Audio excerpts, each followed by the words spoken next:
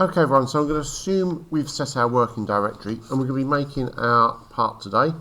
We're going to be concentrating on this base part, the backboard of the phone stand. So I'm going to go to new and I'm going to call this back and press enter. So we're going to draw on the front as our work plane. So I'm going to click extrude from the top and click on front and it's going to spin around. So I'm looking at this plane here where it says Mr. or MR. I'm just going to take some measurements of that just so I can relay them to you. So the height is 100 and it is 80 wide. So from the center we're going to hit a rectangle, pull out and click the line there so we know it's 100 high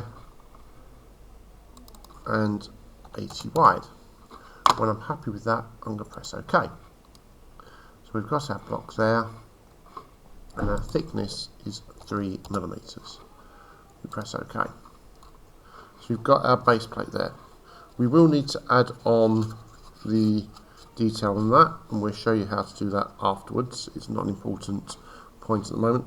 So what we need to do next is add on, hopefully you can see them, these side pieces. These are the extra slots on each side. So I'm just going to measure down from the top and work out that they are roughly 20.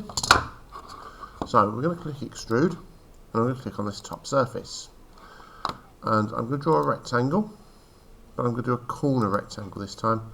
So from on that line there, click out and down. Now the width of this needs to be 4. We'll go height from the centre 15 and we change this to 25. So we've got 15, 25 and 4. Now like we did with the dice, we're going to mirror this. So I'm going to take that and I'm going to mirror it across my centre line. I'm going to take it again, both of them, and mirror across my vertical line there, and we get both sides. Now this is a little tip we can do. We could type in 3 and reverse the direction, and you'll see it matches perfectly. The other option you can do is go to reference at the bottom there, and you can click the reference, and it's automatically aligned it with the reference. Now what that also means is that if I change the thickness of my first extrude, the others will automatically change as well. Okay, so the next part we need to do is add in the part for the base here. And it's a long slot along the bottom that goes up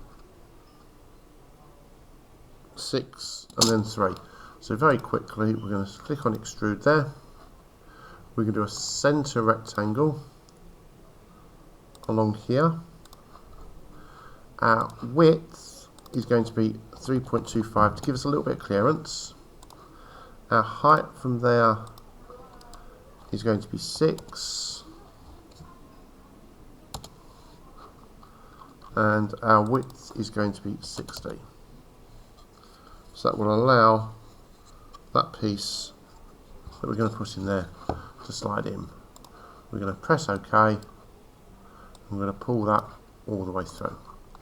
And that's the basic back part created. So I'm just going to hit save, make sure I'm saving it into bishops, and we're done.